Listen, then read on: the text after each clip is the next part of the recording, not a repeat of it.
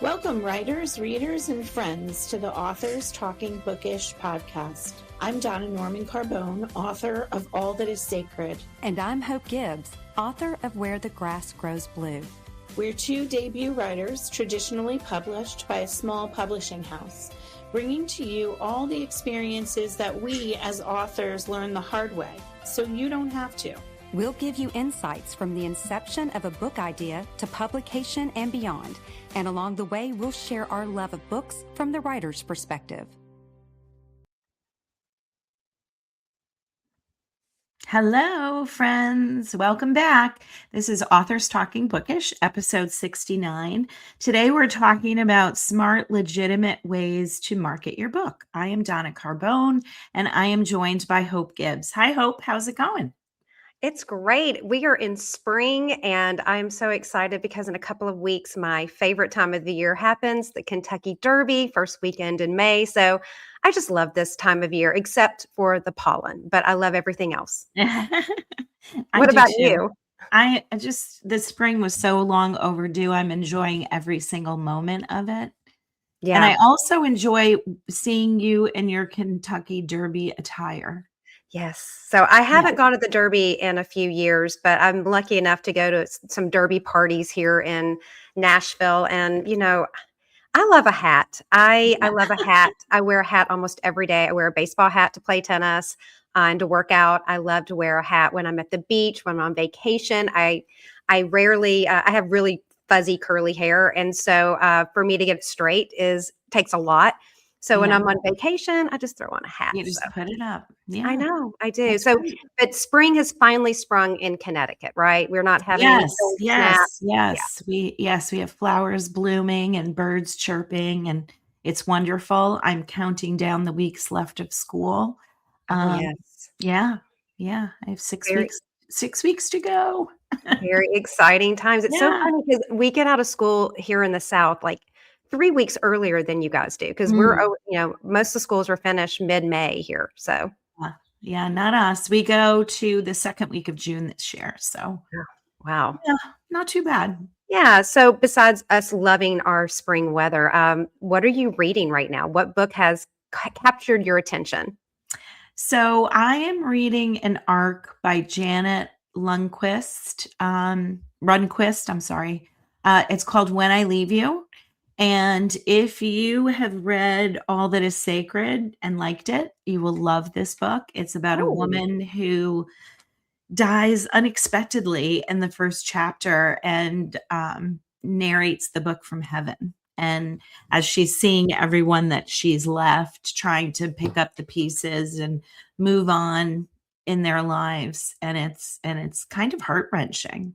Really? Oh, Yeah. wow. Yeah, it's very well written. Very fast paced, like it keeps me turning the pages. Yeah.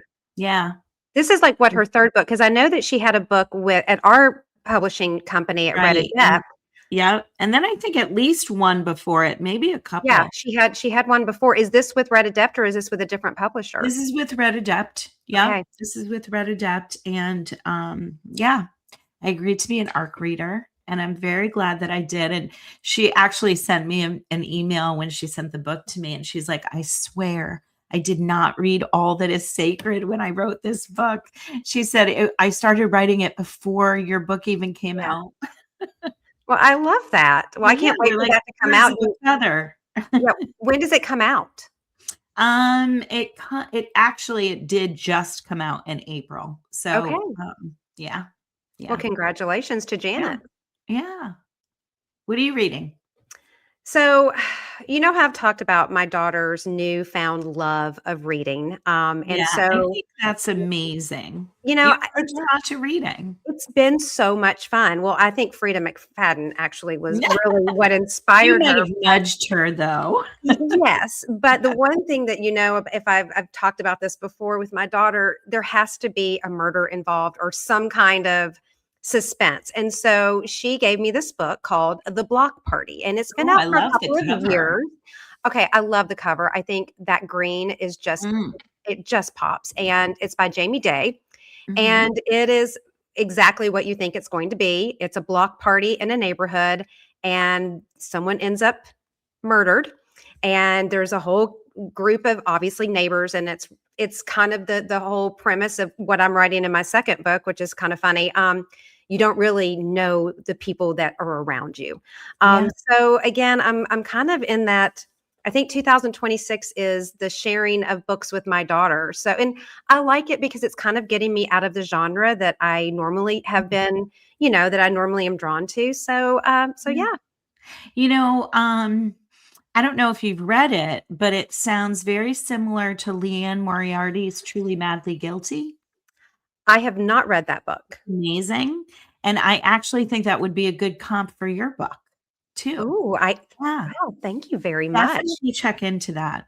Okay. The other sort of addendum that I had that I wanted to just kind of share, because we talked a couple of episodes ago about different genres, Mhm. and I was talking about how I am not really drawn to the thriller genre as Yeah. much as I am women's fiction. And I just did this thing on Goodreads where Goodreads and ChatGPT.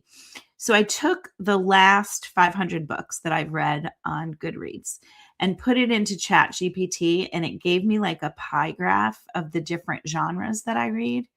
Guess what What? the second highest genre is that I read? Thrillers? Thriller. But I just want you to know I went from like 80% of women's and Yeah. literary fiction to like 7% of thriller. But that was the the highest, most genre that I've read. And I just thought that was funny based on our conversation Yeah. a couple of episodes ago. So That yeah, I just wanted to share that update. I need to do that. You're gonna Yeah, have to it was fun. we may have to do an episode on that because I think that'd be kind of fun just to Yeah, see. Yeah. Well, yeah, that's that would be interesting. fun. Yeah.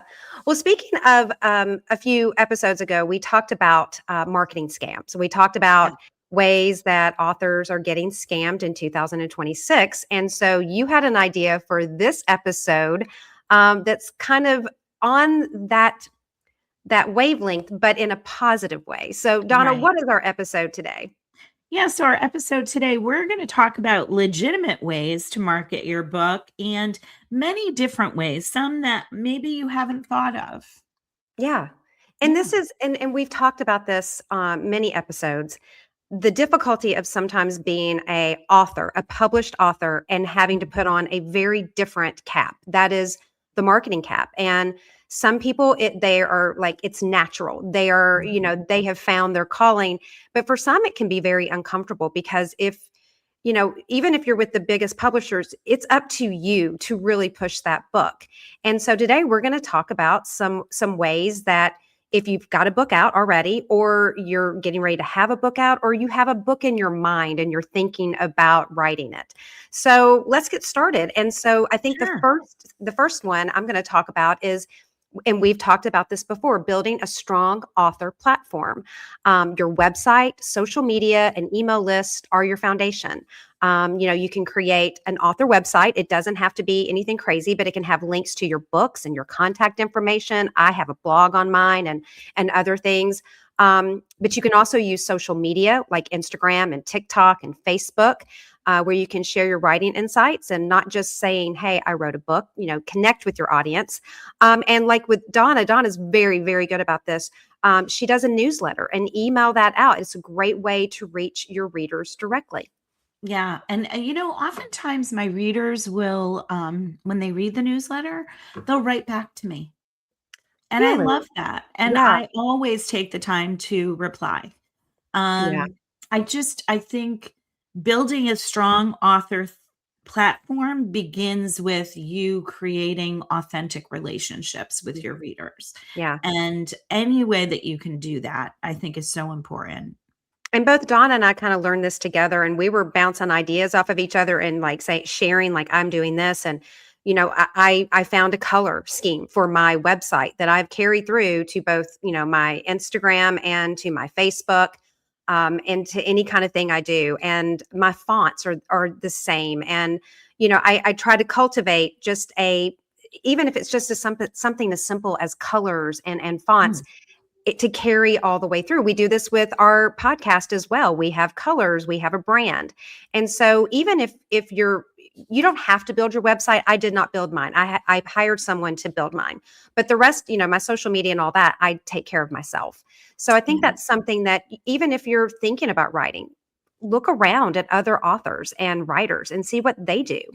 Yeah, I did build my website, and I will tell you, for those of you who are not afraid to tackle that, there are some platforms out there that are very user friendly. I myself use Wix, and I kind of feel like I've become an expert in it. Yeah. But yeah, I think your brand is the subconscious continuity to your readers, Yeah. of who you are. Yeah. Well, let's talk about another strategy for authors. Do you want to take this one, Donna? Sure. Collaborating with other authors. And there are many ways that you can do that. Hope and I have done it in a variety of ways as well. One is, getting on and doing a live on Instagram or on Facebook with an author buddy. If you have similar genres and similar audiences, it might be a way to get some of the others' audiences to kind of tune into who you are as an author. The other thing that I have done is gotten together with authors who write like books and do a giveaway, whether it's, for Women's Fiction Day, or right now, last month, actually, I was running one for Women's History Month. So there were like 6 books, I think, in the giveaway. And so that's another way to kind of reach out to other authors' audiences, because not only are you marketing that giveaway, but other authors are as well to their own audiences. And they might take a look at my book and say, oh, that looks interesting to me. Let me follow this author, or let me, take a look at that book. Yeah. And then I'm trying to think. Oh, the other way that I have done something like this is I have entered, I'm trying to think what they're called.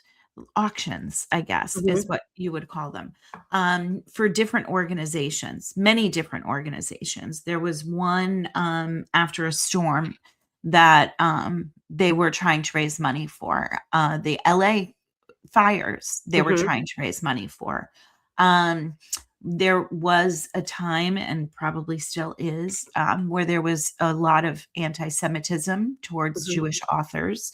And they were, unfollowing books, and they were sabotaging reviews.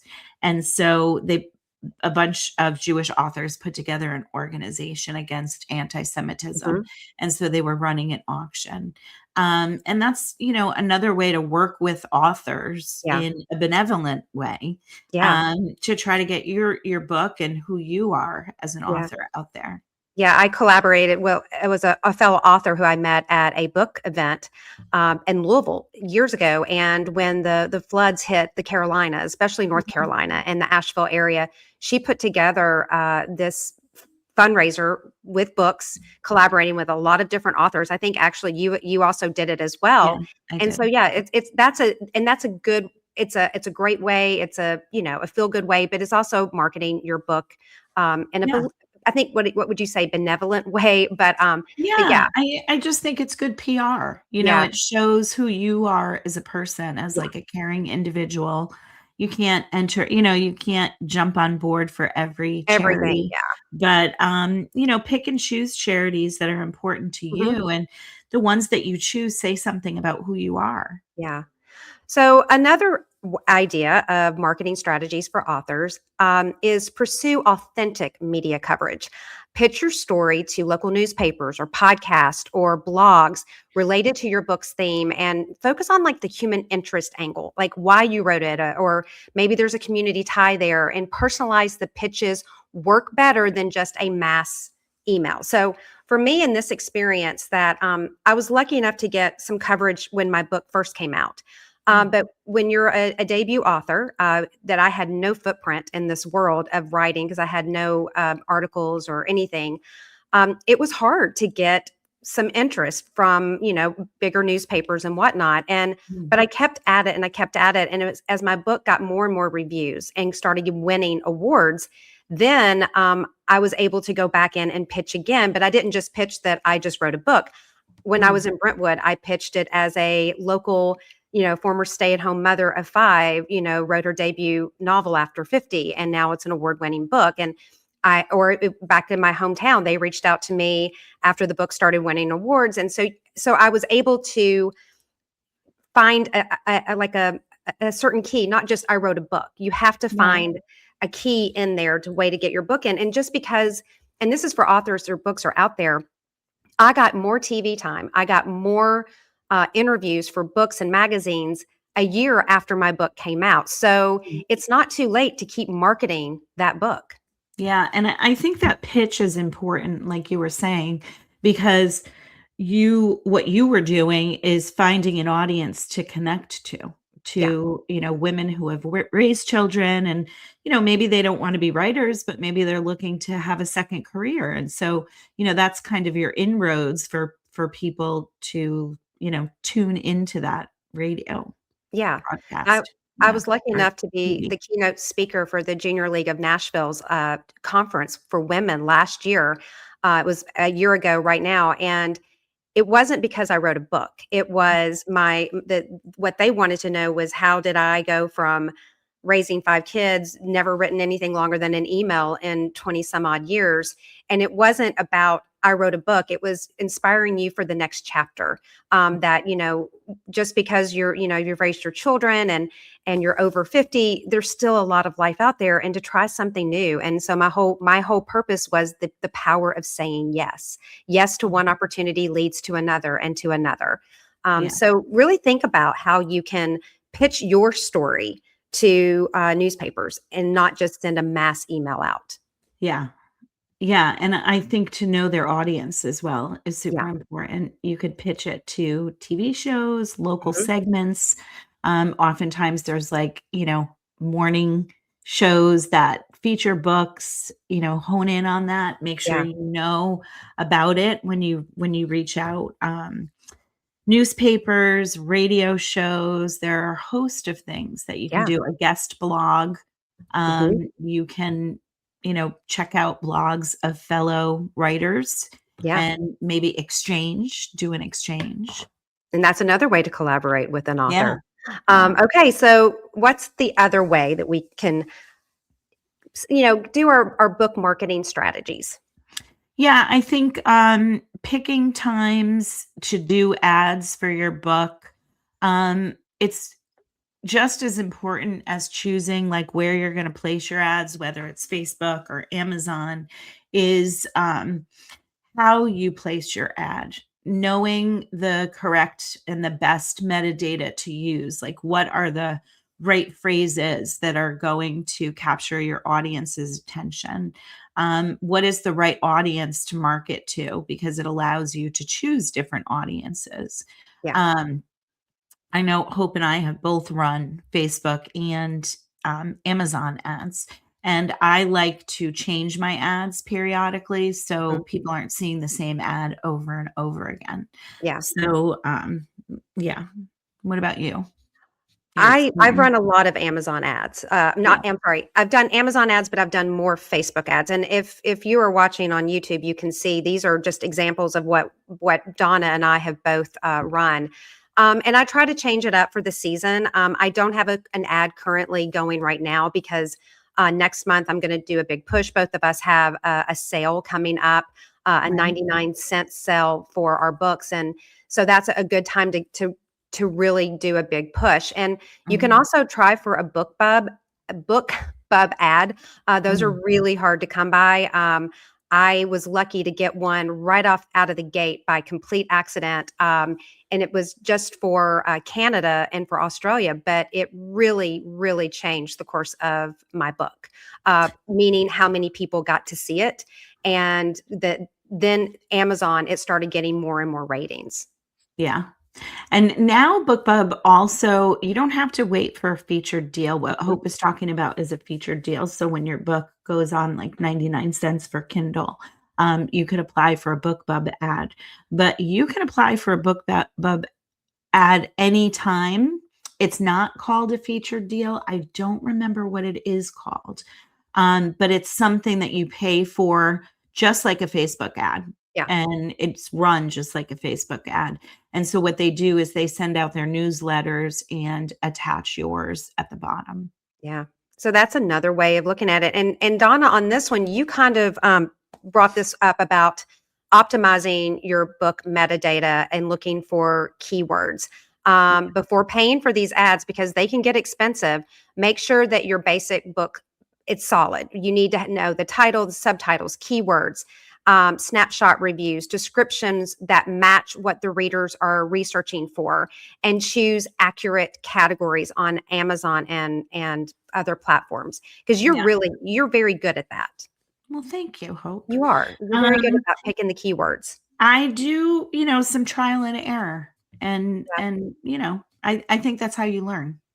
I really pay attention to what ads are doing better than other ads and how I use the keywords for those ads versus the others. So, and then this is the final one. Donna, would you take this? Sure. Engaging readers directly. There are so many different ways to do this. Attending book clubs, library events, virtual readings online, offering in your newsletter, offering like a free short story or a bonus chapter, providing behind the scenes content. I think the more you can engage your readers directly, the more your readers are going to tell their friends about what they read and about their experience meeting you or listening to you speak. And I think that I actually have a graphic that's, if you tell two friends, then two friends will tell two friends, and I think that kind of speaks to this kind of marketing. So I will say that I love that part of it. I love the book clubs. I've gone to so many book clubs in retirement communities, I cannot even tell you. And I have gone to book clubs from churches to people's homes, and I love a book signing. That's been wonderful and I've enjoyed it. But I really love the book club because you can really sit down for an hour or even longer. Sometimes they can last a really long time. Yeah. Because then you get to see the faces. You get to talk about your book and see how other people interpret it. So I've had people bring up things that, I wrote the book and I didn't even think about it. So that's kind of interesting as well. And another thing about it is I like how you said the behind the scene things, but always to be authentic. I think that's another big thing about book marketing, especially on social media, is to be authentic. Don't just be, this perfect person or just showing, hey, I wrote a book, buy my book, sale. A lot of times with my social media, I put things out there. I did one the other day or about a month ago. Who was I in the 90s? And I put, out there what I look like in the 90s. And so I think that that's another thing that show a little bit more of your personality by being authentic. Yeah. Yeah, I totally agree. I have had the best encounters with readers of my book clubs. And I've actually had, with my second book coming out, I've actually had many readers invite me back and feature my second book too, which is, to me, like the highest praise. Yeah. Well, we could talk about this for another 30 minutes, but we always try to keep these episodes under 25 to 30 minutes. So, Donna, what is our do now? Well, I think decide what kinds of marketing fit you and your personality best and hone in on one or two. Don't try to tackle them all at the same time. Go in with a plan. Especially around launch time, you want to go in with a plan and work to your strengths. Don't be afraid to fail. Don't be afraid, with advertisements. If your ad's not doing well, it's okay. Try something different. Try different keywords because you'll get better at it as time goes on. Yeah. And we have several links on our show notes to this. And we didn't even get around to talking about Publicists and PR specialists. That's something that I think that we could almost do an entire episode on, about having a publicist if that's in your budget, because that's the other thing we need to talk about is budgets. That's something that I think everyone has to. It's a personal thing. You can spend as much or as little as you want to, and that's got to be up to you as the author. Yeah, that's another episode we could do, spending your money smart.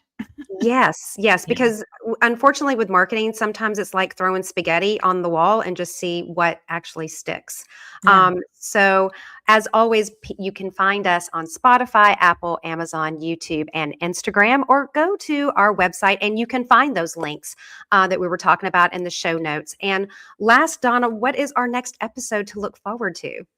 Our next episode is we are interviewing an author.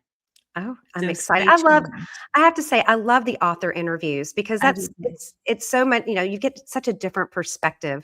Yeah. But everyone, thank you so much. And until next time. Bye, everybody. Thank you for joining us today. I'm Hope Gibbs. And I'm Donna Norman Carbone. It's time for you to get to work.